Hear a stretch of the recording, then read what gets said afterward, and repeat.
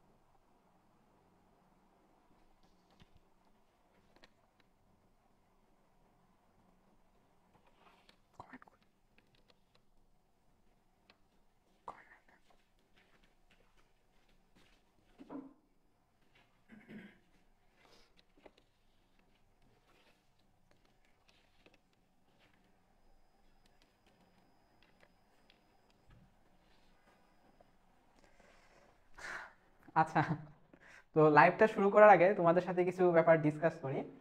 এগুলা হচ্ছে, মনে করো এই যে আমরা যে ঢাবিতে যে রিটেন এক্সামগুলো দিই, তো রিটেন এক্সাম দিলে কিন্তু রিটেনে জাস্ট ফিজিক্স থেকে কিন্তু একদম সবগুলো অধ্যায় থেকে ধরে ধরে কিন্তু সিকিউ রিটেন যেটা বলো ওইটা কিন্তু আসলে আসে না। আসে কি একদম সিলেক্টেড কয়েকটা অধ্যায় থেকে তোমার এই কোশ্চেনগুলো আসবে। তো এতদিন পর্যন্ত যেহেতু শর্ট সিলেবাসে আমাদের কোশ্চেন হয়েছে, তো আমাদের এইবারই হচ্ছে লাস্ট যে আমাদের শর্ট সিলেবাসে কোশ্চেনটা হবে। তো বিগত কয়েকটা বছরের তুমি কোশ্চেন যদি অ্যানালাইসিস করো, আমি শুধুমাত্র আজকে প্রথম পত্রেরটা বলবো, অ্যানালাইসিস করলে তুমি দেখতে যেটা পাবা, যেই যে জিনিসগুলো আসলে সব থেকে বেশি কমন আসে যেই কয়েকটা অধ্যায়, তার মধ্যে একটা হচ্ছে, এটা আমরা পরে সলভ করব, একটা হচ্ছে ভেক্টর, ঠিক আছে?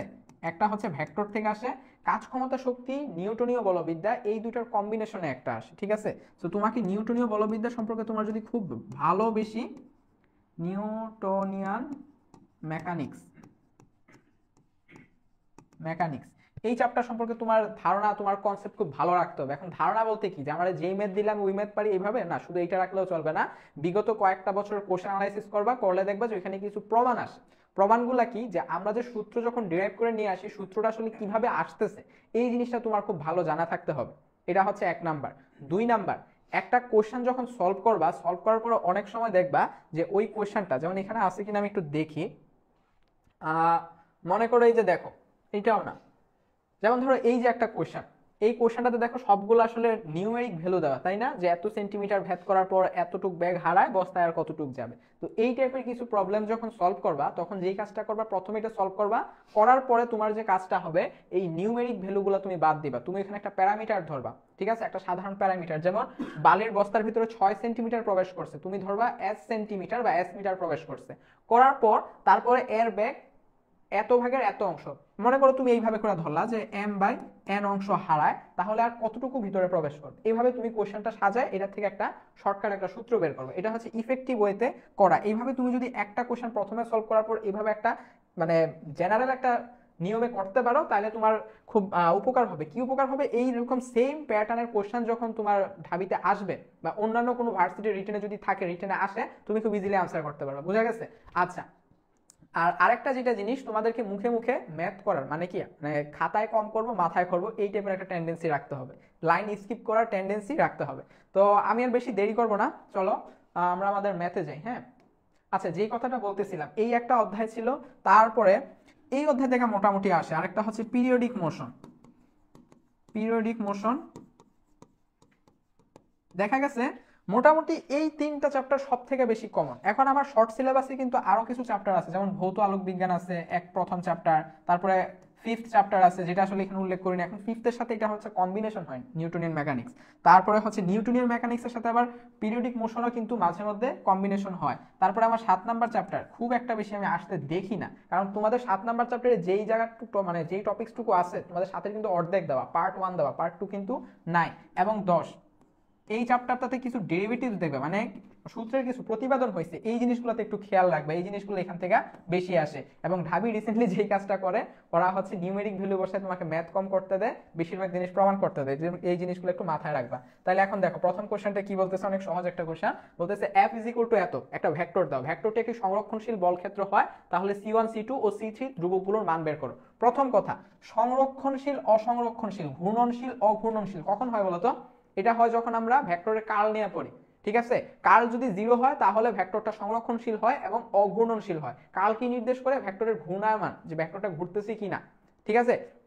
এখন এটা যেহেতু সংরক্ষণশীল বল, এর মানে এইটার যে কার্ল হবে, এই কার্লের ভ্যালুটা হবে হচ্ছে 0। বুঝা গেছে? আচ্ছা, এতটুকু তুমি যদি ধরতে পারো তাহলে তুমি এফ বলের কার্ল নির্ণয় করো। এফ এর কার্ল কিভাবে নির্ণয় করব? Nabla cross F is equal to 0। এখন নাবলা ক্রস এফ, তাহলে এটা কি ক্রস গুণ করে ফেলে, তাহলে এটা আমরা কার্ল নির্ণয় করি। কার্ল নির্ণয় করলে যেটা আসে, অর্থাৎ এটা সমান সমান যা দাঁড়াবে, এটা সমান তো 0 আমরা থিওরিতে জানছি, তাহলে এটা আগে নির্ণয় করে ফেলি। আই জে কে, তারপরে হচ্ছে DD X, DD Y, DD Z. এখানে আই এর জন্য কি আছে? 4y minus c1z, 4y minus c1z।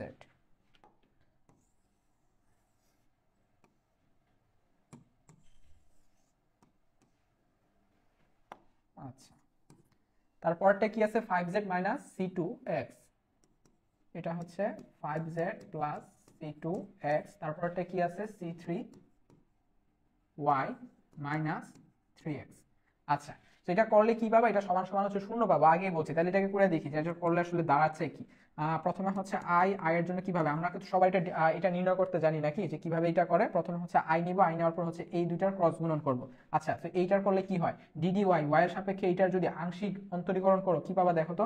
তুমি জাস্ট এইটার করো প্রথমে, আমি একটা জাস্ট পুরোপুরি দেখাই দিব, পরেরগুলো আমি সরাসরি বসাবো, বুঝতে পারছো? তাহলে এটা যদি করো, এটা এরকম হবে DD Y c3y minus 3x, তারপরে হবে মাইনাস মাইনাস সাইন দিবা, তারপর হচ্ছে ডিডি জেড, ডিডি জেড এটার সাথে এইটার, তাহলে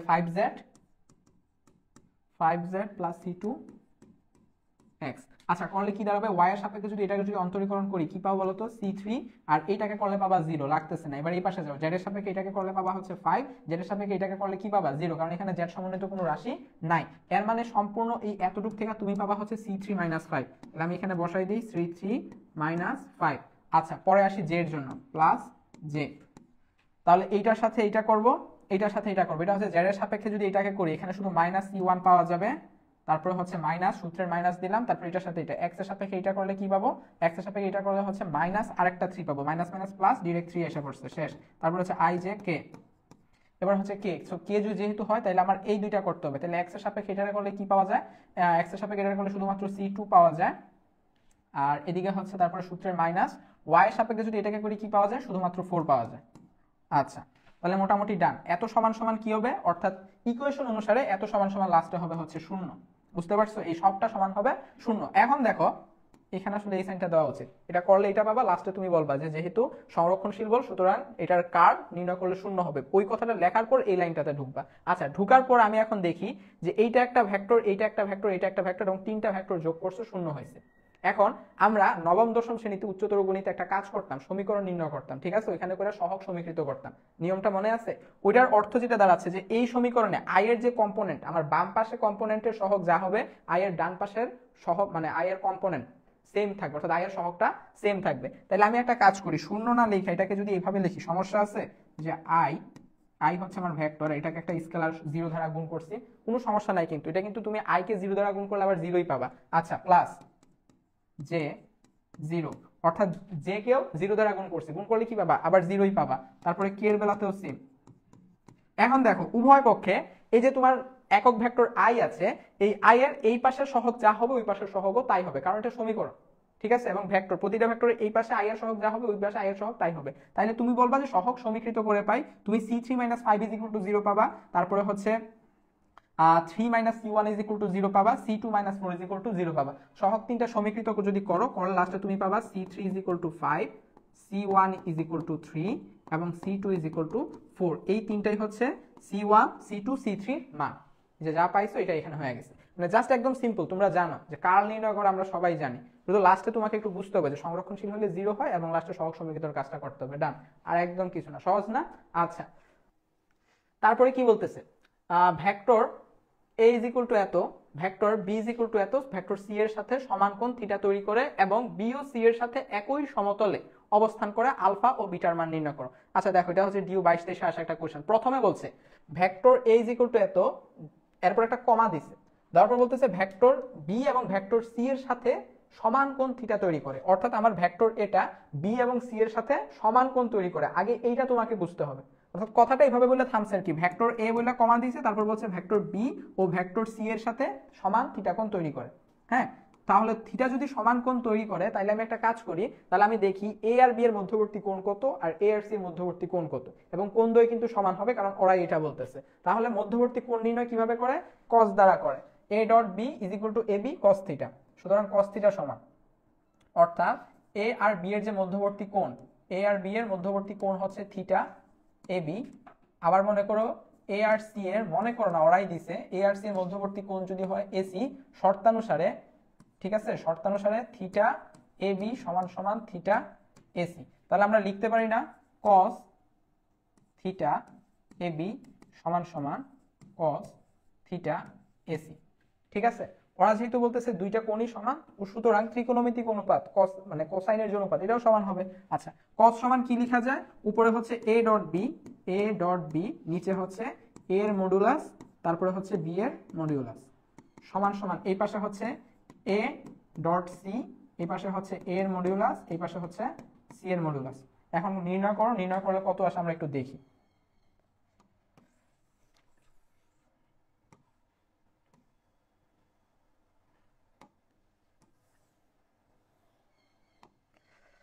a ডট b, এখানে a আছে, সো a এর সাথে i গুণ করলে তাহলে উপরে পাচ্ছি হচ্ছে আলফা, তারপরে হচ্ছে 2 এর সাথে j যদি গুণ করি তাহলে পাচ্ছি হচ্ছে এখানে +2, আর k এর সাথে যদি করি উপরে কিছু পাওয়া যাচ্ছে না, নিচে এটার মান কত? আলফা স্কয়ার 2 স্কয়ার 4 স্কয়ার, এটা হচ্ছে বিটা স্কয়ার। তাহলে এখানে পাচ্ছি alpha square plus beta square plus 4, এটা রুট ওভার করে দিছি, ইনটু শুধুমাত্র a এর মান বসাইছি, এবার b এর মান বসাবো। এবার হচ্ছে b এর মান বসাবো, b এর মান কত? 1, আর এদিকে 1, তাহলে হচ্ছে √2 শেষ, সমান সমান এই পাশে এবার কি কি পাওয়া যায় দেখি। a আর c এর ডট গুণন করো, a এর জন্য হচ্ছে আলফা, c এর জন্য হচ্ছে কিছু নাই, দ্যাটস মিন গন। তারপর হচ্ছে 2 আর এই পাশে হচ্ছে 1, শুধুমাত্র 2 থাকতেছে, প্লাস এই পাশে হচ্ছে বিটা আর এই পাশে থাকতেছে 1, তাহলে উপরে থাকতেছে শুধুমাত্র বিটা। নিচে কি থাকবে? নিচে প্রথমে a এর মান বসাবো, সো a এর মান তো উভয় দিকেই সেম, তাই না? a এর যে মানটা এটা তো উভয় দিকে সেম, তাহলে আমরা এর মান না বসাইলেও পারতেছি, তোমাদের জন্য এখন আপাতত বসায় রাখি। তাহলে এটা হচ্ছে আলফা স্কয়ার বিটা স্কয়ার 4, আর c এর জন্য √2। তাহলে দেখো তো এখানে যে কাজটা এখন আমি করতে পারি, এই পোরশনটুকু আর এই পোরশনটুকু সেম, আবার এইটাও √2 আর এইটাও √2 সেম, তাহলে নিচের অংশকে লাগতেছে, আমাদের প্রয়োজন পড়তেছে না। তাহলে আমি লিখতে পারি, অর্থাৎ আমার এইটা আর এইটা এলিমিনেট হয়ে যাবে, এইটা আর এইটা এলিমিনেট হয়ে যাবে, আলটিমেটলি কি থাকতেছে তাহলে? Alpha plus 2 is equal to beta plus 2, বা alpha is equal to beta, অর্থাৎ আলফা বিটার সমান, এতটুকু আমি কনফার্ম হয়েছি। এবার আসি, আলফা বিটা সমান তো বলছে, এখন লাস্টে বলছে কি এ আমার বি এবং সি উভয়ের সাথে সমান কোণ তৈরি করে এবং বি ও সি এর সাথে একই সমতলে অবস্থান করে, অর্থাৎ এ বি সি তিনটা একই সমতলে অবস্থান করতেছে। একই সমতলে যখন অবস্থান করে ভাইয়ারা, তখন আমরা কি কাজটা করি বলতো? যখন একই সমতলে অবস্থান করে তখন আমরা লিখতে পারি না তিনটা ভেক্টরের মধ্যে যে কোনো একটা ভেক্টরের ডট গুণ, তারপরে লিখি অপর দুইটা ভেক্টরের ক্রস গুণ। অর্থাৎ যদি তোমাকে গাণিতিকভাবে যদি আমি দেখাই, আমি বলতে পারি a dot B cross C is equal to 0, অর্থাৎ বি আর সি এর ক্রস গুণন করব। তুমি একইভাবে চাইলে ভাবে বলতে পারো যে C dot A cross B is equal to 0, অথবা আমি চাইলে এটাও বলতে পারি B dot C cross A, ওইটা সমানও 0 আসে। এখন আমি এই দুইটারই কেন সিলেক্ট করছি? কারণ এই দুইটার ক্রস গুণন করা সহজ, কারণ বি আর সি খুব ছোট, এই দুটোর ক্রস গুণন করা খুব সহজ, এজন্য আমি এই দুইটাকেই সিলেক্ট করছি। মানে তোমার সিলেকশন প্রসেস বা মেথডটা ডিপেন্ড করবে, তুমি আসলে ওইখানে তাকাও, প্রশ্নে তাকায় দেখো যে কোনটা করলে তোমার জন্য ইজি হয়। কেউ যদি এই প্রসেসে যাও যে তুমি সি লিখছো, তারপরে ডট দিছো, তারপরে এ ক্রস বি দিছো, তাতেও কোনো সমস্যা নাই, তোমার ম্যাথটা মিলবে। কিন্তু কথা হচ্ছে যেহেতু এর তিনটা কম্পোনেন্টই আছে, আমার দরকার নাই তো ক্রস গুণনে শুধু শুধু এত বড়টা দ্বারা করা, তাই না? এজন্য আমরা বি আর সি এর জন্য করতেছি। তো তাহলে এর মতো থাক, বি আর সি এর ক্রস গুণন করলে কি পাবো? বি ক্রস সি সমান সমান পাওয়া যাবে হচ্ছে বি এর হচ্ছে 1 1 0, সি এর হচ্ছে 0 1 1, উপরে থাকতেছে আই জে কে। আচ্ছা, তাহলে আই যদি ধরি তাহলে এই পাশে থাকতেছে 1 মাইনাস 0 প্লাস, জে যদি ধরি তাহলে এই পাশে থাকতেছে 0 মাইনাস মাইনাস প্লাস 1, আর কে যদি ধরতেছি তাহলে এই পাশে থাকতেছে 1 মাইনাস 0। তাহলে আলটিমেটলি কি পাচ্ছি, এই পাশে আই পাওয়া যাচ্ছে প্লাস জে প্লাস কে।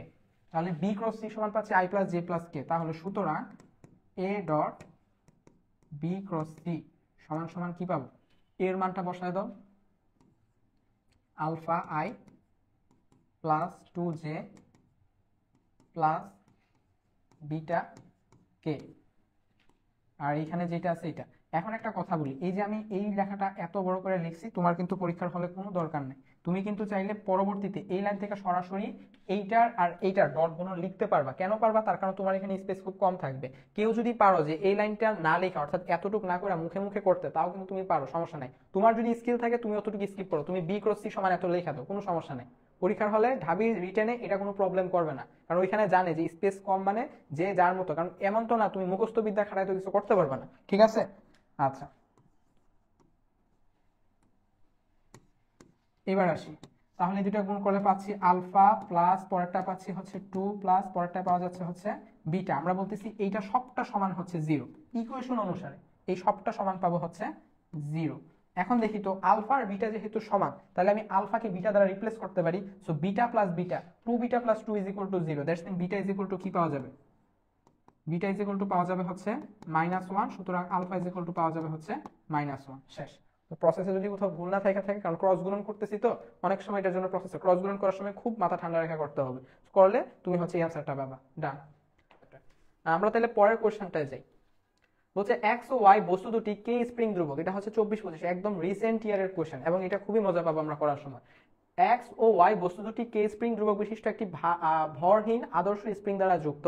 কোনো একটি মুহূর্তে স্প্রিংটির 1 সেন্টিমিটার সংকুচিত অবস্থায় বস্তু দুটি অনুভূমিক ও ঘর্ষণহীন একটি তলের উপর স্থির অবস্থায় আছে। বস্তুদ্বয়কে মুক্ত করলে তারা পরস্পর থেকে দূরে সরে যায়। বস্তুদ্বয় স্প্রিং থেকে আলাদা হওয়ার মুহূর্তে এক্স এর গতিশক্তি 1 জুল, কে এর মান বের করো, এক্স এর ভর ওয়াই এর ভরের 0.4 গুণ। আচ্ছা, তাহলে ঘটনা যেটা হয়েছে, স্বাভাবিক অবস্থায় স্প্রিংটা হচ্ছে যে এইরকম, স্বাভাবিক অবস্থায় স্প্রিংটা এইরকম। এখন কি করা হয়েছে, এটার দুই পাশে দুইটা বস্তু যোগ করা হয়েছে, একটা এক্স আর একটা ওয়াই, এবং এই স্প্রিংটাকে কতটুকু, প্রায় 1 সেন্টিমিটার সংকুচিত করা হয়েছে। এখন ধরো স্প্রিংটা আগে একটু বড় ছিল, আগে একটু বড় করিটারে মনে করো, আগে স্প্রিংটা এই যে এতটুকু ছিল, এবং এটার দুই পাশে দুইটা বস্তু রাখি, এক্স এবং ওয়াই নামক দুইটা বস্তু। এইখানে একটা বস্তু রাখলাম, এইখানে একটা বস্তু রাখলাম, তাদের নামকরণ করে, এটা হচ্ছে এক্স, এটা হচ্ছে ওয়াই। করার পর কিছুক্ষণ পর আমার মনে হলো যে নাই, এইটাকে এইভাবে না রেখে একটু চাপায় রাখি। চাপানোর ফলে কতটুকু সংকুচিত হয়েছে, স্প্রিংটা 1 সেন্টিমিটারই সংকুচিত করা হয়েছে। তাহলে একটা কাজ করি, আমি এই স্প্রিংটাকে 1 সেন্টিমিটার সংকুচিত করে ফেলি। আচ্ছা, তাহলে দেখো তার সরণ এক্স এর মান কত হয়েছে, এই 1 সেন্টিমিটার সংকুচিত করাতে এক্স ইজ ইকুয়াল টু হয়েছে 1 সেন্টিমিটার, বা এটা সমান তুমি লিখতে পারো 0.01 মিটার। ওইটা পরের হিসাব, ওইটা এখন লাগতেছে। এখন তুমি যতটুকু সংকুচিত করছো তার ফলে কিন্তু তার ভিতরে বিভব শক্তি জমা হয়েছে। বিভব শক্তির মানটা কত, তুমি যে একটা স্প্রিংকে সংকুচিত করছো তার ভিতরে বিভব শক্তি জমা হয়েছে, এই বিভব শক্তির মানটা হচ্ছে E is equal to half K x square, এই পরিমাণ বিভব শক্তি। এবং কিছুক্ষণ পর তুমি যখন তাদেরকে ছাড়বা, স্প্রিং আলাদা হওয়ার মুহূর্তে এক্স এর গতিশক্তি, এর মানে পরস্পর থেকে দূরে সরে যায় অবস্থা। আচ্ছা, বস্তুদ্বয়কে মুক্ত করলে তারা পরস্পর থেকে দূরে সরে যায়, অর্থাৎ দুইজন মনে করো বা একজন এটাকে চাপ দিয়ে ধরে রাখছে, যার কারণে স্প্রিংটা 1 সেন্টিমিটার সংকুচিত অবস্থায় আছে। তুমি যখন এটাকে হাত ছেড়ে দিবা তখন স্প্রিং দুইটাকে দুই দিকে ধাক্কা দিবে, ধাক্কা দেওয়ার ফলে কি হবে, দুইটা দুই দিকে ছিটকে যাবে, দ্যাটস মিন উভয় গতি লাভ করবে। গতি লাভ করার অর্থ কি, তারা গতিশক্তি লাভ করবে। এখন এই এক্স আর ওয়াই যে পরিমাণ গতিশক্তি লাভ করবে, গতিশক্তিটা কিন্তু স্প্রিং এর এই সঞ্চিত বিভব শক্তির থেকে আসবে, অর্থাৎ এই দুইজনের টোটাল পরবর্তীতে যে গতিশক্তিটা পাবে এটা স্প্রিং এর আদিতে থাকা বিভব শক্তির সমান। বোঝা গেছে? তাহলে আমরা একটা কাজ করি, আমরা লিখি ইপি মানে potential is equal to EK of X plus EK of Y. মানে আমি যেটা বুঝাইতে যাচ্ছি যে আমার স্প্রিং এর বিভব শক্তি সমান সমান এক্স এবং ওয়াই যে দুইটা বস্তু আছে, বস্তু দুইটার গতিশক্তি। এখন তুমি বলো যে ভাইয়া আপনি কোথার থেকে পাইলেন এই গতিশক্তি? ওই যে বলছে মুক্ত করলে তারা পরস্পর থেকে দূরে সরে যায়, দূরে সরে গেছে মানে অবশ্যই সে গতি লাভ করছে। ঠিক আছে, এখন শর্তানুসারে ইপি মানে এই যে বিভব শক্তি, এটা কার বিভব শক্তি? স্প্রিং এর বিভব শক্তি, যেটা সমান আমরা জানি হাফ কে এক্স স্কোয়ার প্লাস, ও আর তো প্লাস নাই, একটা শুধু ইকুয়াল, ইকুয়াল ই কে এক্স, অর্থাৎ এক্স এর গতিশক্তি। এক্স এর গতিশক্তি কত? ওরাই দিয়ে রাখছে 1 জুল, তো তুমি 1 জুল বসায় দাও, plus E K of Y, Y এর গতিশক্তি, ওয়াই এর গতিশক্তি আমি জানি না, তো গতিশক্তির যে সূত্র আছে হাফ এম ভি স্কোয়ার, বসায় দাও। ঠিক আছে, আমার উদ্দেশ্য হচ্ছে কি, আমার উদ্দেশ্য হচ্ছে কে এর মানটা নির্ণয় করা। এক্স এর মান আমার কাছে অলরেডি দেওয়া আছে, আর এদের সম্পর্কে কিছু বলা না থাকলেও একটা হিন্টস দেওয়া আছে। হিন্টসটা কি? এক্স এর ভর ওয়াই এর ভরের 0.4 গুণ, মানে ওয়াই এর যা ভর ছিল তার তার 0.4 গুণ হচ্ছে এক্স এর ভর। তাহলে আমি একটা কাজ করি, এই যে এই ডাটাটা এটার এক সাইডে রাখি, এটা তোমাদের বোঝানোর সুবিধার্থে আসলে লিখছিলাম।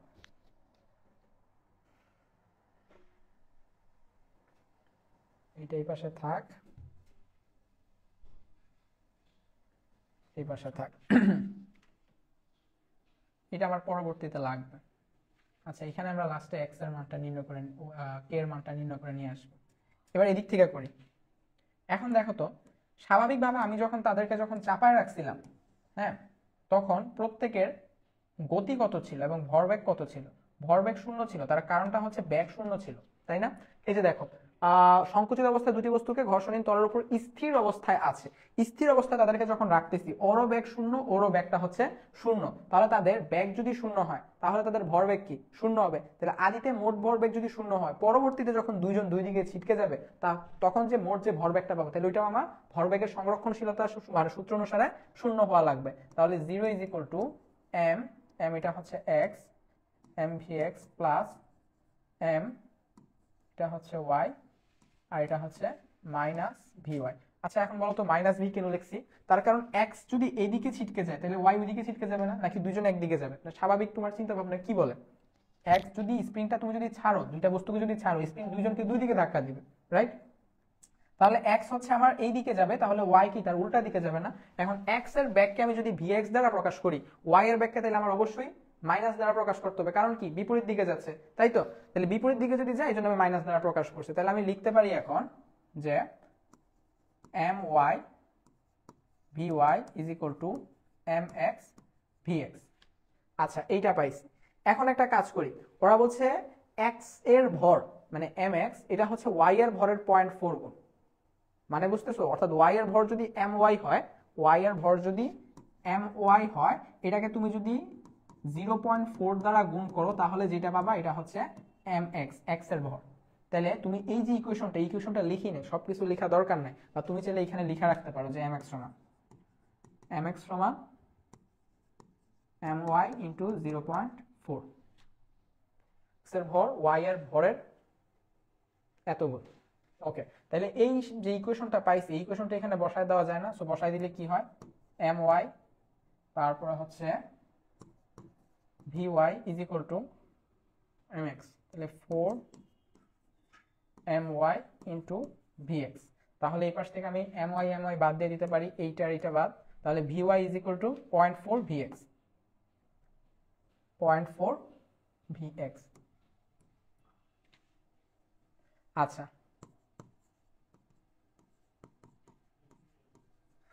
দেখো দুইটা জিনিস পাইছি, এম এক্স সমান এইটা পাওয়া যাচ্ছে আর ভি ওয়াই সমান এইটা পাওয়া যাচ্ছে। আমরা একটা কাজ করি, আমার এখানে ভি ওয়াই দরকার, ভি ওয়াই এর মান কিন্তু ভি এক্স এর মাধ্যমে বের হয়ে গেছে, অলরেডি নির্ণয় হয়ে গেছে।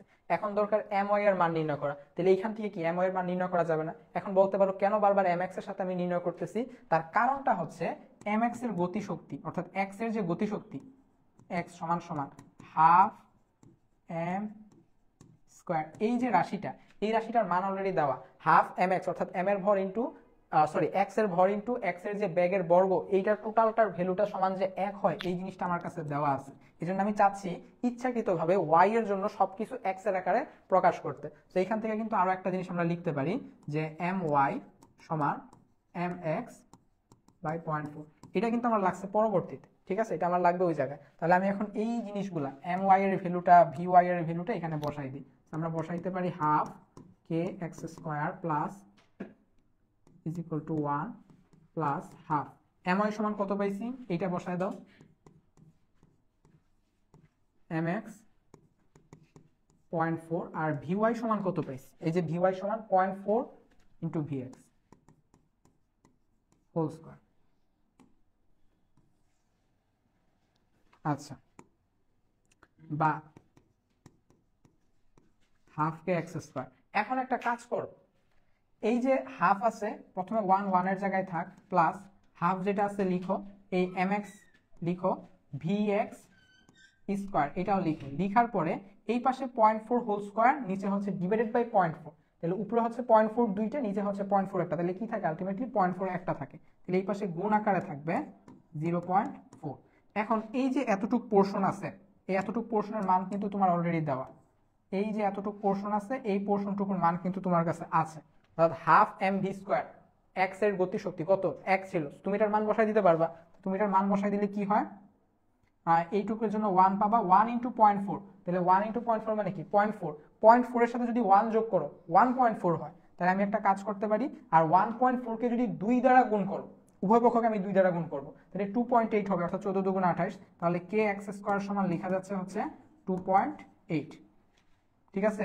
বা শুধুমাত্র কে সমান কি লেখা যায়, এটাকে হচ্ছে এক্স স্কোয়ার দ্বারা এখন ভাগ করবো। এখন এক্স কত ছিল, এক্স ছিল এই যে এত 0.01, যেটাকে লেখা যায় 10 টু দি পাওয়ার মাইনাস 2, এটার স্কোয়ার করলে কত দাঁড়ায় 10 টু দি পাওয়ার মাইনাস 4, তাহলে 2.8 divided by 10 to the power minus 4, ঠিক আছে। মানে এত নিচে দেখা যাচ্ছে, দেখা যাওয়ার তো কথা, দেখা যাবে। ওকে, এটা এখন যদি করি, এইটা উপরে উঠাই দিলে কি হয়, 10 টু দি পাওয়ার মাইনাস 4 নিচে আছে, উপরে উঠাই দিলে হয়ে যাবে 10 টু দি পাওয়ার ডিরেক্ট 4, তাহলে আমি লিখতে পারি 2.8 ইন্টু 10 টু দি পাওয়ার 4 এত নিউটন পার মিটার। আমরা কিন্তু কে এর যে একক, কে এর একক কিন্তু আমাদের জানা থাকা দরকার, এটার একক কি, একক হচ্ছে নিউটন পার মিটার। আনসার হচ্ছে 2.8 into 10 to the power 8 newton per metre, বা 28,000 নিউটন পার মিটার। শেষ, ম্যাথ এখানেই ডান, অর্থাৎ মেইন ম্যাথটা এখানে হয়েছে, ওইটা বোঝানোর স্বার্থে ধরা হয়েছে, আর এই জায়গাটুকু তোমার একটু করা লাগতে পারে, তেমন বেশি কিন্তু না। হ্যাঁ, বলতেছি কি, একটি বুলেট বালির বস্তার 6 সেন্টিমিটার ভেদ করার পর 1/3 ব্যাগ হারায়, এর 1/3 ব্যাগ হারায়। আচ্ছা, ব্যাগ যদি 1/3 হারায় তাহলে আর কতটুকু থাকে, 2/3 থাকে অবশিষ্ট ব্যাগ। বুলেটটি বস্তার মধ্যে কত সেন্টিমিটার প্রবেশ করে থেমে যাবে। এখানে একটা কনফিউশন সৃষ্টি হয়েছে, যে আর কতটুক ঢুকবে এটা প্রশ্ন করছে, নাকি টোটাল কতটুক ঢুকবে এটা প্রশ্ন করছে। যদি আমি স্পষ্ট বুঝতে পারি যে টোটাল কতটুক ঢুকছে এটা বলছে, তাহলে একরকম অ্যাপ্রোচ, আর যদি এটা বুঝতে পারি যে আর কতটুকু ঢুকবে তাহলে আরেক রকম অ্যাপ্রোচ। কিন্তু আমি বুঝতেই পারি না বলছে কি, তাহলে আমি দুইটাই উল্লেখ করবো, ঠিক আছে, ম্যাথ করার পর দুইটাই উল্লেখ করবো। এখন একটু ঘটনা বুঝো।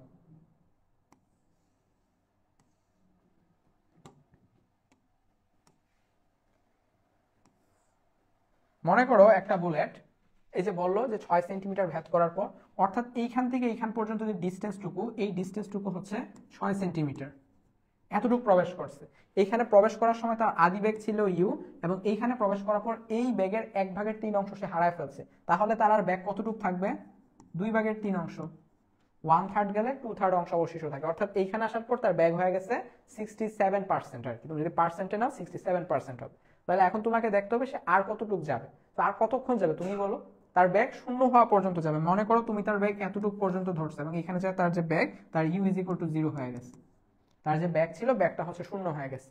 তাহলে তোমাকে প্রথমে এই অংশ থেকে দেখতে হবে যে বুলেটটা যখন বালির বস্তার ভিতরে ঢুকে তখন তার ত্বরণটা কতটুকু। সবসময় এই টাইপের ম্যাথগুলোতে এইটাই হচ্ছে অ্যাপ্রোচ, যে আমাকে আগে ত্বরণটা নির্ণয় করে নিতে হবে, যে দেখতে হবে যে ত্বরণটা কতটুকু আছে। তাহলে আমি প্রথমে এইটাকে হচ্ছে আদি বেগ আর এটাকে হচ্ছে শেষ বেগ, এইটা ধরে হচ্ছে সরাসরি সূত্র অ্যাপ্লাই করে আমরা জানি কি, শেষ বেগের বর্গ 2u divided by 3 whole square is equal to আদি বেগের বর্গ u square minus 2as, 2as, s মানে এই যে এইটুকু ডিসটেন্স যেটা গেছে আর কি, s, বা এটাকে এদিকে এটাকে ওদিকে পাঠিয়ে দিলে 2as is equal to u square minus 4u square by 9, এখানে 2 ইন্টু s, s এর মান কত, এখান থেকে এখানে 6 সেন্টিমিটার, তাহলে 6 দুগুণা 12, তাহলে 12a, আর u স্কয়ার থেকে 4u স্কয়ার বাই 9 গেলে থাকতেছে হচ্ছে 5u স্কয়ার বাই 9, তাহলে a সমান আমি পাচ্ছি 5u স্কয়ার, আর 9 ইন্টু 12 সমান হচ্ছে 108।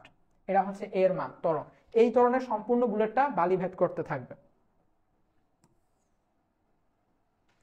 আচ্ছা, এবার আসো, সো এখন তুমি দুই ভাবে করতে পারো। কেউ চাইলে এখান থেকে তুমি এটাকে আদি বেগ ধরে এখান পর্যন্ত শেষ বেগ নির্ণয় করতে পারো, তাহলে যে আনসারটা পাবা এই আনসারটা পাবা হচ্ছে আর কতটুকু ভিতরে প্রবেশ করবে।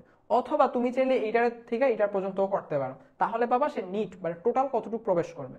এখন আমার মতে কখনো কখনো মানে ইকুয়েশন সিম্পলিফাই করার জন্য আমি করি কি এখান থেকে এখান পর্যন্ত করি, কারণ এটা আদি বেগ ইউ থাকে, শেষ বেগ শূন্য থাকে, ঝামেলা থাকে না, কারণ মাঝখানে একটা ফ্র্যাকশনাল একটা নাম্বার থাকে। তো এই নাম্বার ধরে করা অনেক সময় আমাদের কাছে একটু টাফ মনে হয় বা পরীক্ষার হলে একটা জটিলতার সৃষ্টি করতে পারে। আর তুমি যদি চাও একটা প্রসেস কম করতে, তুমি এখান থেকে শুরু করবা, ঠিক আছে। আর তুমি যদি চাও না আমি একটা প্রসেস বেশি করবো, একটা প্রসেস বেশি কি আমি এটা একটু বলতেছি। তুমি যখন এইটাকে আদি বেগ ধরবা, এইটাকে তুমি শেষ বেগ ধরবা, ধরে তুমি যখন ম্যাথটা করবা, করলে যে আনসারটা পাবা অর্থাৎ দূরত্বটা পাবা, ওই দূরত্বটা থাকবে টোটাল দূরত্ব। সো এখান থেকে তখন তোমাকে এই যে এই দূরত্বটুকু বাদ দিলে আর কতটুকু প্রবেশ করবে ওই আনসারটা পাবা। আর তুমি যদি চাও না আমি সরাসরি এখান থেকে এখানে কতটুকু যায় এটা আমি জানতে চাই, তাহলে তুমি এটার আদিবেগ ধরে ম্যাথটা করে ফেলো, যার যেভাবে সহজ। তাহলে আমি এখান থেকে ধরতেছি, সো এটা হচ্ছে শেষ বেগ হচ্ছে 0 সমান আদিবেগ হচ্ছে u square minus 2 into a into total distance হচ্ছে আমার ডি, যেটা আমি বের করব। তাহলে আমি লিখতে পারি কি 2AD is equal to u square, বা শুধুমাত্র D is equal to u square by 2A। U square মতোই থাক, ইউ স্কয়ার বাই 2 ইন্টু এর মান বসাবো। সো এর এই মানটা এখানে উল্টা করে বসাতো, কারণ যেহেতু এ নিচে, সো এই মানটা এখানে বসাইলে স্বাভাবিকভাবে এটা উল্টায় যাবে। 108 আর ইউ থাকতেছে 5 ইউ স্কয়ার। সবকিছু ঠিক আছে নাকি? ইউ স্কয়ার, সো এইটা আর এইটা বাদ, নিচে থাকতেছে 10, উপরে থাকতেছে 108, সমান সমান পাওয়া যাচ্ছে 10.8। আমি এই যে ডিস্টেন্সটা পাইছি 10.8 সেন্টিমিটার, এই আনসারটা হচ্ছে টোটাল এইখান থেকে এখানের ডিস্টেন্স, যে সে বস্তার একদম এতটুকু ডিস্টেন্স অতিক্রম করে, এত সেন্টিমিটার। তাহলে এখন তুমি লিখবা যে টোটাল এত সেন্টিমিটার অতিক্রম করে, আর ব্যাগ হারানোর পর সে আর কত দূর যাবে, আর যাবে হচ্ছে অতিরিক্ত যাবে লেখা, এই কথাটা এখানে লিখবা। লেখার পর হচ্ছে 10.8 থেকে 6 বিয়োগ করে কত থাকে 4.8, তাহলে আর অতিরিক্ত 4.8 সেন্টিমিটার যাবে, অথবা ইন টোটাল 10.8 সেন্টিমিটার যাবে। শেষ। বলছে কি একজন বাইসাইকেল আরোহী, এটা কবে আসা, এটা হচ্ছে 20-21 আসা কোশ্চেন। বলছে একজন বাইসাইকেল আরোহী সমতল বক্রপথে ভি-বেগে ভ্রমণ করছে, সাইকেলের চাকা ও পথের মধ্যে স্থিতি ঘর্ষণ গুণাঙ্ক 0.5। ওকে, সাইকেলের উপর ক্রিয়ারত বল সমূহের নাম লিখো। যদি বেগ 10 মিটার পার সেকেন্ড হয় তবে সর্বনিম্ন কত ব্যাসার্ধের বৃত্তাকার পথে আরোহীটি ভ্রমণ করতে পারবে। আচ্ছা, আমার দুইটা কাজ, একটা হচ্ছে সাইকেলের উপর কি কি বল কাজ করতেছে। তো বল কাজ করতেছে হচ্ছে দুইটা বল, একটা সাইকেল যখন চলতেছে সাইকেলের উপর দুইটা বল কাজ করতেছে। স্বাভাবিকভাবে সে যদি টার্ন করে, হ্যাঁ, এই হচ্ছে উলম্ব ভূমির সাথে, আর সে কিভাবে টার্ন করতেছে, সে মনে করো এই অ্যাঙ্গেলে রয়েছে, সে এই অ্যাঙ্গেলে রয়েছে, তাহলে এই অ্যাঙ্গেলে রইলে সে কি করবে, সে এই বরাবর নিচের দিকে একটা বল প্রয়োগ করবে। সো ও যদি বল প্রয়োগ করে, ওর দিকে কি উল্টা রিয়াকশন ফোর্স যাবে, প্রতিক্রিয়া বল। তাহলে একটা বল হচ্ছে আমার প্রতিক্রিয়া বল কাজ করতেছে, নাম্বার 1। আর নাম্বার 2, তার উপরে স্থিতি ঘর্ষণ গুণাঙ্ক কাজ করতেছে। কেন? তার কারণ সে যখন বাঁক নিচ্ছে, আমার কাছে আপাতত কিছু নাই, স্বাভাবিকভাবে আমি একটু দেখি। সে মনে করো এই বৃত্তটা বরাবর বাঁক নিচ্ছে, হ্যাঁ, বৃত্ত বরাবর বাঁক নিলে কি হবে একটু চিন্তা করো, যে সে যখন সামনের দিকে যাচ্ছে সে কিন্তু দুই পাশে গ্লাইড করে বা পিছলে যাচ্ছে না, মানে সহজ কথা যদি বলি তাহলে সে দুই পাশে পিছলে যাচ্ছে না। না যাওয়ার কারণটা কি? অবশ্যই তার দুই পাশ থেকে তাকে স্থিতি ঘর্ষণ গুণাঙ্ক দিতে হবে, যার কারণে ওই দুই উপাংশ বরাবর, অর্থাৎ দুই উপাংশ না, এক দিক বরাবরই বলা দরকার, এই দুই দিকের যে কোনো একদিকে কিন্তু তার অনুসরণ ঘটতেছে না, অর্থাৎ এই দিক বরাবরও তার সরণ বা ব্যাগ হচ্ছে 0, তার এই দিক বরাবরও যে ব্যাগ, এই দিক বরাবরও ব্যাগ হচ্ছে 0, সে শুধুমাত্র এক দিক বরাবর সামনের দিকে অগ্রসর হচ্ছে। তাহলে আমার একটা হচ্ছে স্থিতি ঘর্ষণ গুণাঙ্ক, আর একটা হচ্ছে যেই কোণে সে আমার কি বলতেছি বক্র পথে সে অতিক্রম করতেছে, যেই কোণ বলতে এটা করতেছি এই বরাবর প্রতিক্রিয়া বল। তাহলে দুইটা, একটা প্রতিক্রিয়া বল আর একটা হচ্ছে স্থিতি ঘর্ষণ বল, এই দুইটা বল কাজ করতেছে। আচ্ছা যাই হোক, এই দুইটা আমরা লিখা দিব, তাইলেই শেষ। পরবর্তীতে আসি, বলতেছে যদি এত হয়, তার ব্যাগ যদি 10 মিটার পার সেকেন্ড হয়, সর্বনিম্ন কত ব্যাসার্ধের পথের আরোহীটি ভ্রমণ করতে পারবে। তাহলে আমরা জানি কি, আমরা জানি mu is equal to tan theta is equal to V square by R G. ঠিক আছে, তাহলে আমি সরাসরি লেখা দিই mu is equal to V square by R G, মিউর মান কত 0.5। আচ্ছা পরে লিখতেছি, আমার দরকার হচ্ছে আর এর মান জানা। তাহলে আর ইজ ইকুয়াল টু কি লিখতে পারি, আর ইজ ইকুয়াল টু লিখতে পারি মিউ জি, আর উপরে হচ্ছে ভি স্কোয়ার। মান বসায় দাও সরাসরি, মান বসালে ভি এর মান হচ্ছে 10, 10 10 100, নিচে হচ্ছে মিউর মান হচ্ছে হাফ, জি এর মান হচ্ছে 9.8। আচ্ছা এই হাফটা যদি উপরে যায় স্বাভাবিকভাবেই দুইটা উপরে চলে যাবে, তাহলে হয়ে যায় 200, 200 ডিভাইডেড বাই 9.8। এখন এটাকে তোমাকে একটু ম্যানুয়ালি ম্যাথটা করে আসতে হবে, ঠিক আছে? ম্যানুয়ালি ম্যাথটা তোমাকে করতে হবে। স্বাভাবিকভাবে কত আনসার হইতে পারে আমরা একটু দেখি। 200 কে যদি 10 দ্বারা ভাগ করতাম আনসার 20 হইতো, কিন্তু এটা তো 10 না, 10 এর চেয়ে কম, এর মানে আনসারটা কি 20 এর চেয়ে বেশি হবে। তো এমসিকিউ হইলে আমরা ইজিলি আনসার করতে পারতাম, বাট আমার এখানে আসলে কইরা দেখতে হবে কত হয়। তাহলে 9.8 কে যদি 10 গুণ করি 98 হয়, 98 এর দ্বিগুণ করলে কত হয় 196 হয়। অতিরিক্ত কত থাকতেছে আর 4 থাকতেছে নাকি? তাহলে আমি একটা কাজ করি, 200, আচ্ছা 2000 লিখি আর এদিকে 98 লিখি। ওকে, সো 98 দুগুণা 20 দ্বারা যদি গুণ করা হয় 196, শূন্য থাকতেছে 40 নাকি? আচ্ছা 40টার মধ্যে যায় না, দশমিক দিয়ে আরেকটা শূন্য নামাচ্ছি, তাহলে কয়বার যায়? মোটামুটি 4 বার যায়। সো 4 বার গেলে কত থাকে? 98 ইন্টু 4, 4 100 400, আর 2 4 দুগুণা 8, 392। তাহলে থাকতেছে 8, দশমিকের জন্য শূন্য বসাচ্ছি, যায় না, একটা শূন্য দিয়ে আবার শূন্য বসালে আবার 8 বার যায়। সো 8 বার বসালে আর 16, 784।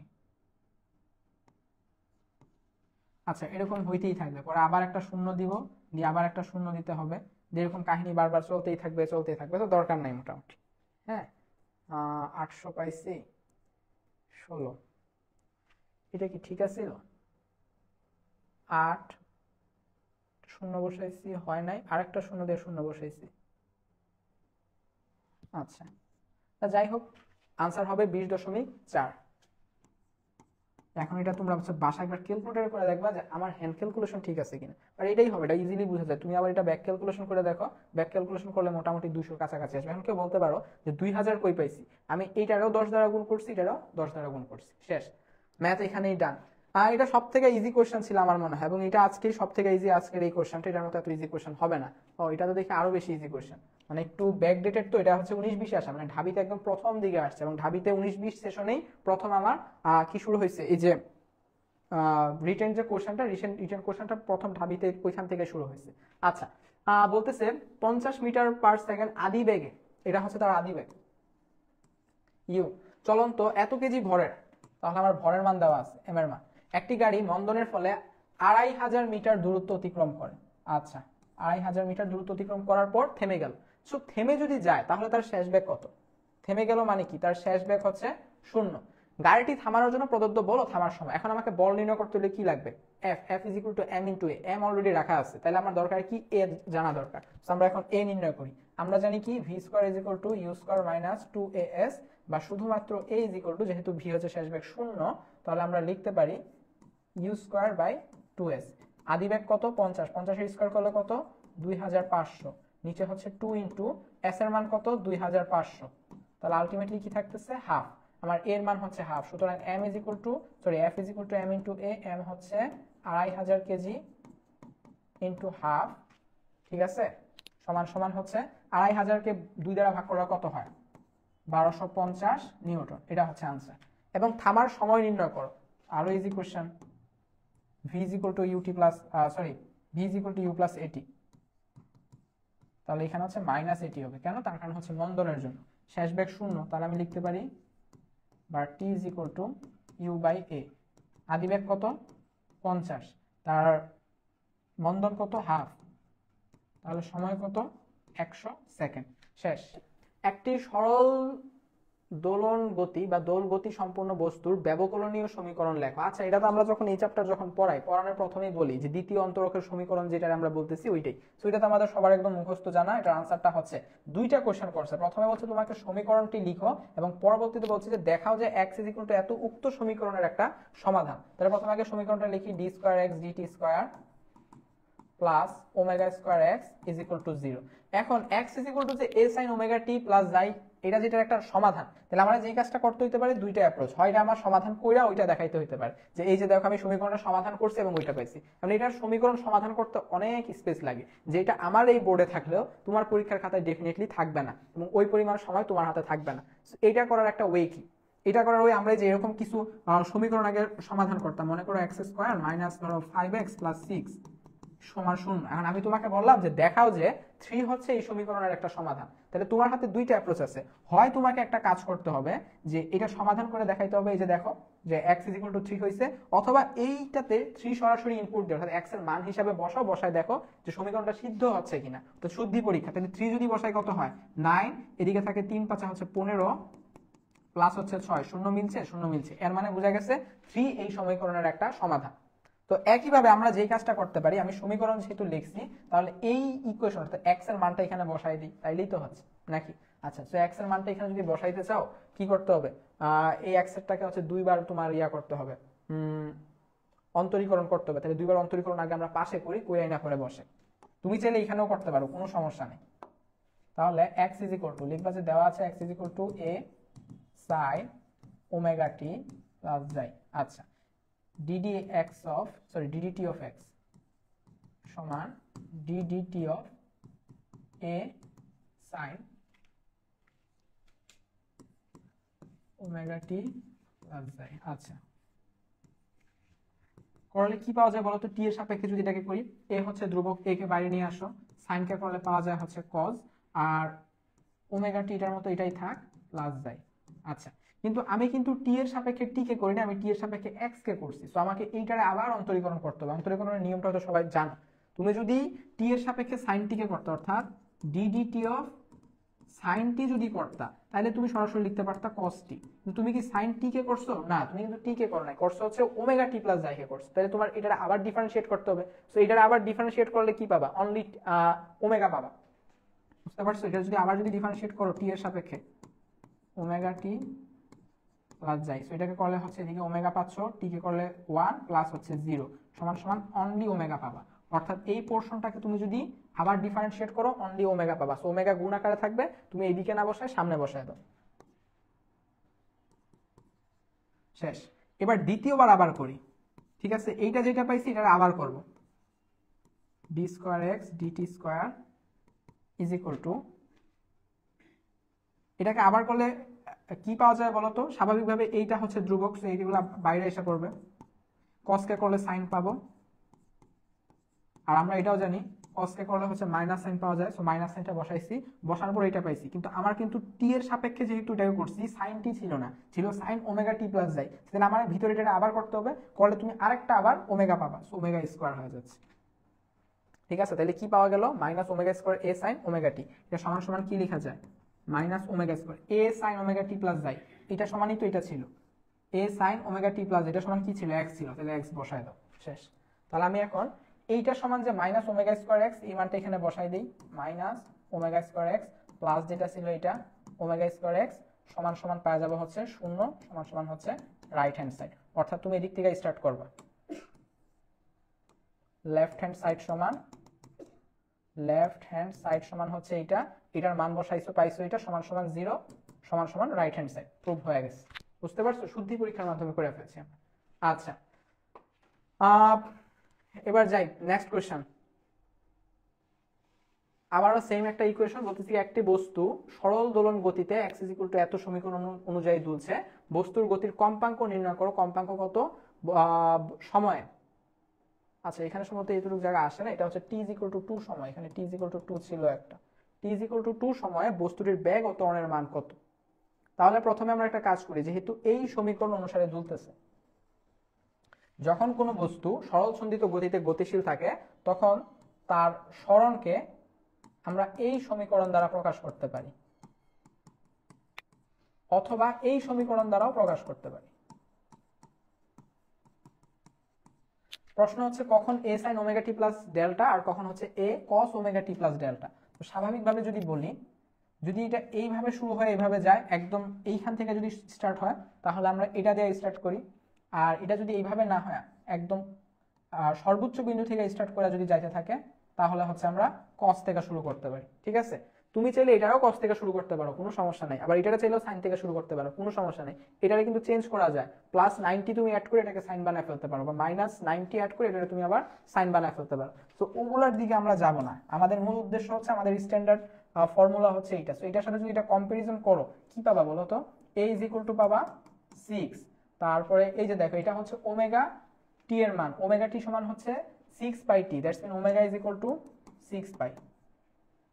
ঠিক আছে, আমরা জানি কি ওমেগা সমান 2πf সমান 6π, বা শুধুমাত্র f সমান হচ্ছে 3 হার্টজ। এবং আমার কিন্তু কম্পাঙ্ক চাইছিল, যে কম্পাঙ্ক কত, f এর মান জানতে চাওয়া হয়েছিল, এর মানে একটা মান তুমি পাই গেছো যে 3 হার্টজ। শেষ। এবার আসো দ্বিতীয় পোরশনটাতে। t = 2 সময় বস্তুটির ব্যাগ ও ত্বরণের মান কত? তাহলে প্রথমে বস্তুটার ব্যাগ নির্ণয় করো। কিভাবে করবা? সরণ দেওয়া আছে, ব্যাগ নির্ণয় করতে হলে কি করতে হবে? সময়ের সাপেক্ষে ডিফারেন্সিয়েট করতে হবে। তাহলে ddt of x = এখন কারো যদি জানা থাকে যে v এর সমীকরণ কোনটা, যদি সরাসরি জানা থাকে তুমি সরাসরি লিখতে পারবা। ঠিক আছে, আমরা কিন্তু সরাসরি জানি যে ওমেগা a, আচ্ছা ওইটা তো যদি এইটারে করি, কিন্তু আমার তো দেওয়া আছে হচ্ছে কসের আকারে। কসের আকারে করলে কি থাকে? কসের আকারে করলে থাকে হচ্ছে ওইটা দেখো একটু বাসায়, sin omega t plus del সমান সমান ওমেগা এখানে কত ছিল? 6π, 6π বসাই দিই। এর মানে এখানে কত ছিল? 6 এনে বসাই দিই। sin ওমেগা হচ্ছে 6π ইন্টু টি বলছে 2, অর্থাৎ t = যখন 2 হয় তাহলে t এর মান বসায় দাও, প্লাস এই যে ডেল দশা, আদি দশার মান কত দেওয়া ছিল? পাই আমরা বসাই দিই। তাহলে কি পাওয়া যায় একটু দেখো তো, এখানে 6 × 2 = 12π, 12 + 1 একটা পাই, তাহলে 13π হচ্ছে। তাহলে sin 13π মানে কি বলতো? sin 13π মানে হচ্ছে সাইনের ভ্যালু 0 হয়ে যায়। তাহলে এই সবটার ভ্যালু, এই এতটুকুর ভ্যালু যদি 0 হয় তাহলে সবটার ভ্যালু লাস্টে হয়ে যাবে 0। বুঝতে পারছো? সবটার ভ্যালু হয়ে যাবে লাস্টে 0। তুমি চাইলে ক্যালকুলেটর করে দেখতে পারো। sin 13π, sin 13π মানে কি? যে এই কোয়াড্রেন্টের মধ্যে 6 বার, 1 বার 2 বার 3 বার 4 বার 5 বার 6 বার ঘুরলে এখানে আসবে, পরে আরো একটা পাই মানে আরো 180 ডিগ্রি যাবে। তো এই x অক্ষের উপর সকল বিন্দুতে তো সাইনের মান 0 হবে, দ্যাটস ওয়াই এটার মান 0 হয়ে যাচ্ছে। আচ্ছা, পরবর্তীতে আসে হচ্ছে ত্বরণ। ত্বরণ কিভাবে পাবো? ddt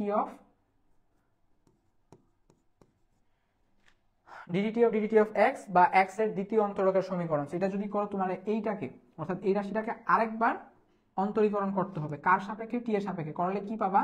-ω² a cos ωt plus del. আবার সেম আগের মতো মান বসায় দাও। ওমেগার মান কত পাইছিলাম? 6π, এখন হচ্ছে 6 × 6, তাহলে -36π² ইন্টু এর মান কত পাইছি? অনলি 6 বসাই দিলাম, ইন্টু cos, আগে এইটা বসায় লাস্টে হচ্ছে 13π পাইছি, তো এখন এই মানগুলো বসালে 13π তো পাবো, তাহলে cos 13π। ঠিক আছে, এখন আবার cos 180 ডিগ্রির মান কত? তোমাকে অলরেডি দেখাইছি এটা কিভাবে 13π = 180 ডিগ্রি হয়। cos 180 ডিগ্রির মান হচ্ছে -1, সো ওই মাইনাস আর এই মাইনাস একটাকে ইলিমিনেট করলে এখানে শুধু থাকতেছে কি? 36 × 6, মানে এটাকে 6 দ্বারা গুণ করলে কত হয়? 216 সম্ভবত, 3 6 18 আর 6 6 36, 216 আনসার হচ্ছে এটা। ঠিক আছে, তুমি একটু কইরা দেখো। 636 এর 6 হাতে আছে 1, 3 6 18 আর 3 হচ্ছে 21, বসায় ফেলছি, পাইস্কোয়ারের মতো। শেষ, ডান। ওকে, এবার বলতেছে একটি বস্তু এ বিস্তারের সরল ছন্দিত গতিতে স্পন্দিত হচ্ছে, বস্তুটির কোন অবস্থানের জন্য এর গতি সর্বোচ্চ গতির অর্ধেক হবে, এর বিভব শক্তি মোট শক্তির অর্ধেক হবে। এখন বলো, খুব ইজি একটা ম্যাথ, তাই না? খুবই ইজি। আমাকে জাস্ট জানতে হবে যে সর্বোচ্চ গতিটা কত। ঠিক আছে, সরল ছন্দিত গতির ক্ষেত্রে সর্বোচ্চ গতি Vmax কি হয়? ওমেগা × a, এটাই হচ্ছে সর্বোচ্চ মান। এখন এই মুহূর্তে তার যে গতি, এটা সর্বোচ্চ গতির অর্ধেক, তাহলে বান্দার বেগ কত হবে? সর্বোচ্চ গতির অর্ধেক। আমাকে বলছে কি বস্তুর কোন অবস্থানের জন্য এর গতি সর্বোচ্চ গতির অর্ধেক। তাহলে আমরা জানি কি? আমরা জানি ভি সমান ভি এর দুইটা সমীকরণ আছে। ঠিক আছে, এটা একটু তোমাকে একটু আলোচনা করে দিই। ভি এর দুইটা সমীকরণ আছে। একটা সমীকরণ এই মাত্র দেখলাম, ওমেগা এ cos ωt প্লাস ডেল। এইটা একটা হয়, আর আরেকটা V is equal to omega A square minus x square. আমরা অনেক সময় কনফিউজ থাকি কখন এইটা ইউজ করব কখন এইটা ইউজ করব। যখন তোমার হাতে সময় দিবে, তোমাকে একটা নির্দিষ্ট সময় দিয়ে বলবে যে টি ইজ ইকুয়াল টু এততে বা অমুক সময়ে বস্তুর সরলসঞ্চিত গতিতে গতিশীল বস্তুর ব্যাগ কত, তখন তুমি ভি ইজ ইকুয়াল টু এই সমীকরণ ইউজ করবা। আর যখন তোমাকে বলবে যে সাম্যাবস্থান থেকে অতটুক দূরে বা অত অবস্থা, অর্থাৎ তার অবস্থান দেওয়া, এক্স এর ভ্যালু দেওয়া, তোমাকে তখন যখন ভি এর মান নির্ণয় করতে বলবে তখন তুমি এই সমীকরণটা ব্যবহার করবে। আচ্ছা, তাহলে যেহেতু আমাকে এখানে অবস্থান দেওয়া বা আমাকে অবস্থান নির্ণয়ের জন্য বলছে, আমার ব্যাগ দেওয়া অবস্থান নির্ণয়ের জন্য বলছে, তবে আমি এই সমীকরণটা ব্যবহার করবো। তাহলে শর্তানুসারে V is equal to omega A square minus x square, আমাকে নির্ণয় করতে বলছে এক্স এর মান। এই দুটা বাদ দিই, এই দুটা জাস্ট বোঝানোর জন্য লিখছি। এখন আসি V square is equal to omega square, আর এই পাশে থাকতেছে a square minus x square.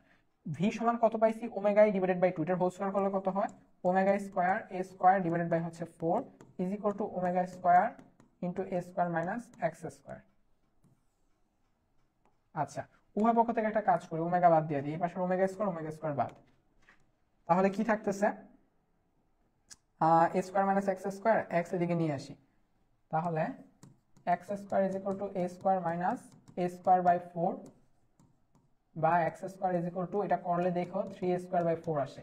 a square থেকে a স্কয়ার বাই 4 মানে একের থেকে 1/4 মানে কি, তার 25% যাওয়া মানে 75% থাকা।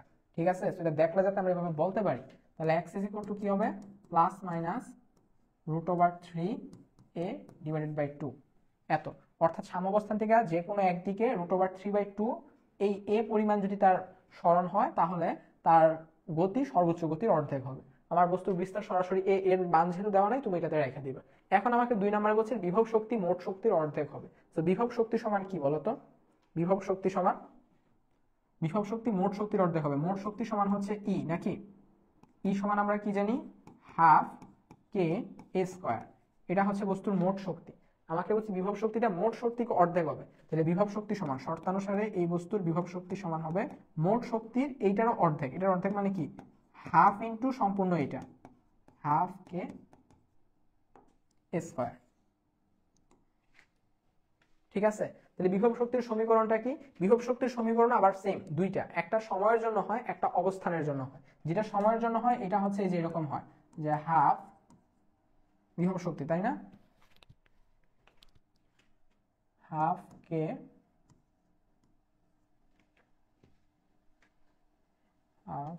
কে sine square omega t plus এত হয়েছে। আচ্ছা, এ বাদ গেছে সামনে দিয়া না,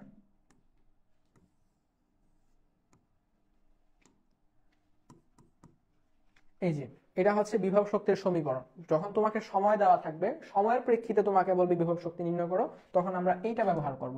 আর যখন এরকম থাকবে যে আমাকে সময় দেওয়া নাই, আমাকে অবস্থান দেওয়া, অবস্থানের সাপেক্ষে যখন বলবে, তখন তুমি এটা করবা হাফ কে, ঠিক আছে তো, সো তখন হচ্ছে এটা আমার এক্স স্কয়ার। এইভাবে করো। গতিশক্তির বেলাতেও সেম, গতিশক্তির বেলা এই পোর্শনটা শুধু কস স্কয়ার হয়ে যায়, আর এই পোর্শনটা হাফ কে এক্স এর জায়গায় হয় a square minus x square.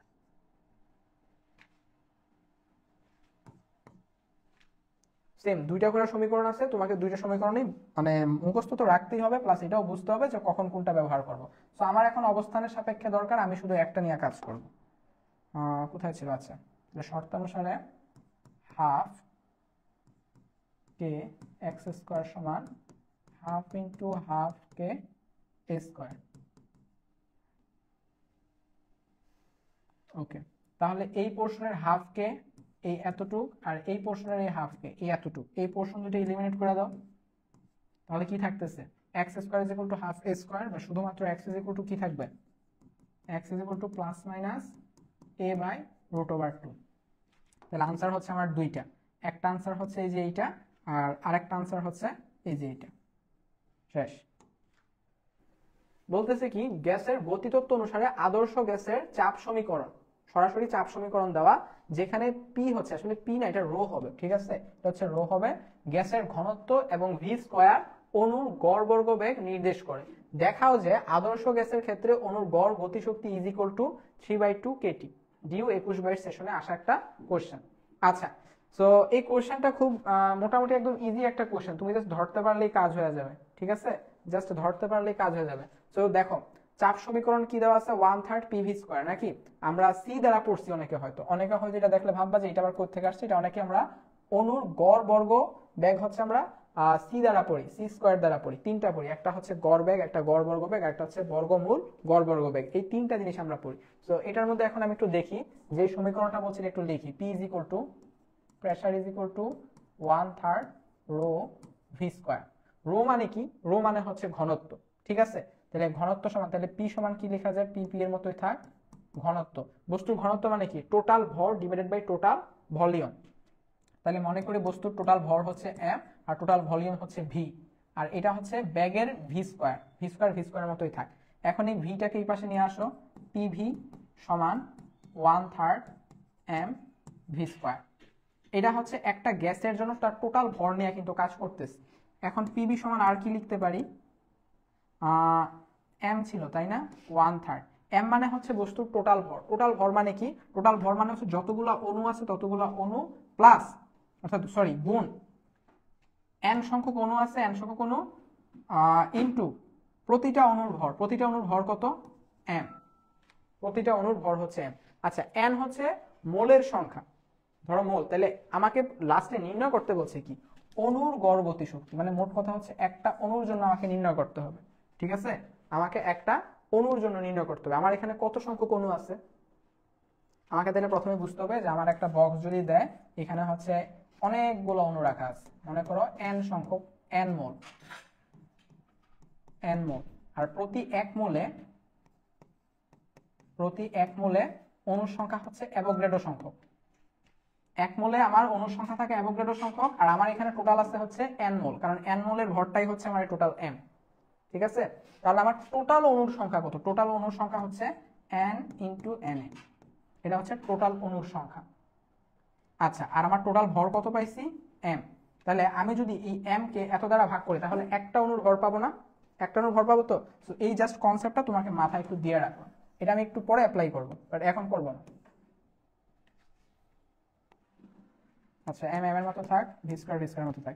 PV সমান কি লেখা যায়? এনআরটি, এনআরটি সমান 1/3 M v square.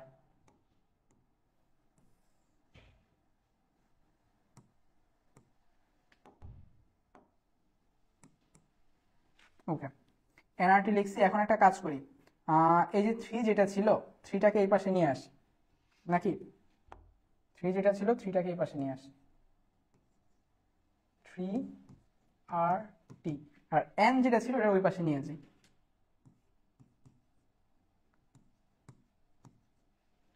N, N হচ্ছে মোল সংখ্যা। এটা টোটাল ভরকে টোটাল মোল সংখ্যা দ্বারা যখন ভাগ করবা তখন তুমি কি পাবা? এক মোলের ভর পাবা। তুমি জাস্ট এক মোলের ভর পাবা, ঠিক আছে? আচ্ছা, তো এক মোলের ভর যদি পাই তাহলে আমি লিখতে পারি 3RT সমান সমান এম ভি স্কয়ার। আমার এখানে কিন্তু এখনো এক মোল অবস্থান করতেছে, এখনো কিন্তু একটা অবস্থান করতেছে না। আচ্ছা, এখন একটা কাজ করি, উভয় পক্ষকে হাফ দ্বারা গুণ করি, করলে কি পাবো? 3RT divided by 2 is equal to m v square. That's mean গতিশক্তি পাওয়া গেছে, অলরেডি গতিশক্তি পাওয়া গেছে। গতিশক্তি কি? গতিশক্তি হচ্ছে ই, তাই না? এবং এটা এক মোলের জন্য গতিশক্তি পাইছি, কিন্তু এখনো এক মোলের জন্য পাইছি। এখন একটা কাজ করি, উভয়কে, অর্থাৎ আমার এই এমটা কিন্তু এক মোলের ভর, উভয়টাকে যদি অ্যাভোগাড্রো সংখ্যা দ্বারা ভাগ করি তাহলে কি পাবো আসলে? উভয় পক্ষকে যদি অ্যাভোগাড্রো সংখ্যা দ্বারা ভাগ করি, অ্যাভোগাড্রো সংখ্যা মানে কি? এক মোলে যতটা অণু আছে, তাহলে আমি কি প্রতি একটা অণুর জন্য এই পাশে ভর পাবো না? তাহলে এই পাশে কি পাবো আবার? এটা তো জানি না, আমরা জানি, সবই জানি। আমরা কি এইটা জানি না যে আর হচ্ছে গ্যাস ধ্রুবক, মোলার গ্যাস ধ্রুবক, এক মোলের জন্য আমরা লিখি যে 8.314, ঠিক আছে? আর এটা আরেকটা আছে বোল্টজম্যান ধ্রুবক। বোল্টজম্যান ধ্রুবক কি? সেটা হচ্ছে মোলার গ্যাস ধ্রুবক, স্বাভাবিকভাবে হচ্ছে এক মোলের জন্য হিসাব করি, আর যখন আমরা এটা একটা অণুর জন্য ইউজ করি তখন আমরা বোল্টজম্যান ধ্রুবক ইউজ করি। বোল্টজম্যান ধ্রুবক কিভাবে আসে? এই আর কে অ্যাভোগাড্রো সংখ্যা দ্বারা ভাগ করলে বোল্টজম্যান ধ্রুবক চলে আসে, কে এর মান। তাহলে আমরা উভয় পক্ষকে অ্যাভোগাড্রো সংখ্যা দ্বারা ভাগ করি, ঠিক আছে? এটা হচ্ছে কি ছিল? এটা ছিল আমার হচ্ছে গতিশক্তি। আছে, গতিশক্তি পরে থাক। তাহলে 3RT divided by 2NA is equal to এটা হাফ, এখানে হচ্ছে m ডিভাইডেড বাই হচ্ছে n, এ উভয় পক্ষকে অ্যাভোগাড্রো সংখ্যা দ্বারা ভাগ করা হয়েছে ভি স্কয়ার। তাহলে r বাই n এ সমান কি পাওয়া যায়, কে বোল্টজম্যান ধ্রুবক, তাহলে উপরে থাকতেছে হচ্ছে 3kT ডিভাইডেড বাই 2 সমান সমান m, এটা হচ্ছে টোটাল 1 মোল গ্যাসের ভর ডিভাইডেড বাই অ্যাভোগাড্রো সংখ্যা, মানে এখন একটা গ্যাসের অণুর ভর আমি পাবো। তো এটাকে আমি মনে করো যে হাফ m প্রাইম দ্বারাই প্রকাশ করি ভি স্কয়ার। তাহলে এইটা যেটা পাইছি একটা অণুর গতিশক্তি পাওয়া গেছে সমান সমান, যেটাকে আমি ই দ্বারা প্রকাশ করে দিচ্ছি। শেষ। তুমি এটা পাশে নোটে লিখে দিলেই চলবে, কারণ আমাকে যেহেতু এত কিছু দেওয়া নাই তুমি পাশে লিখে দিলে চলবে। তাহলে দেখো আলটিমেটলি আমার প্রমাণ হয়েছে না, ই ইজ ইকুয়াল টু 3kT/2, ওই যে 3/2kT একই কথা জিনিস, ঠিক আছে, এখানে আসলে এভাবে লেখা হয়েছে আর কি, 3/2 দিয়া তারপর হচ্ছে কেটি, সেটা লাস্টে প্রমাণ হয়েছে, প্রমাণ হয়ে গেছে। আমরা কিসের জন্য বলছে, দেখাও যে অণুর গড় গতিশক্তি, অর্থাৎ একটা অণুর জন্য বের করতে বলছে, আমরা একটা অণুর জন্য বের করে ফেলছি। আচ্ছা, এবার পরেরটায় আসি। আমার মূল ম্যাথ কিন্তু হচ্ছে এই দুইটা স্টেপে, এগুলো তোমাদেরকে জাস্ট বোঝানোর জন্য বলা হয়েছে। শেষ। আমাদের এখানে ঢাবি ফার্স্ট পেপারের বিগত সালগুলাতে যত ম্যাথ আসছে সকল ম্যাথ এখানেই ডান। তো আমরা নেক্সট দিন দেখবো হচ্ছে, বা নেক্সট দিন পাবলিশ করা হবে হচ্ছে সেকেন্ড পেপার। তো ততদিন পর্যন্ত সবাই ভালো থাকবা, সুস্থ থাকবা, সবাইকে আসসালামু আলাইকুম।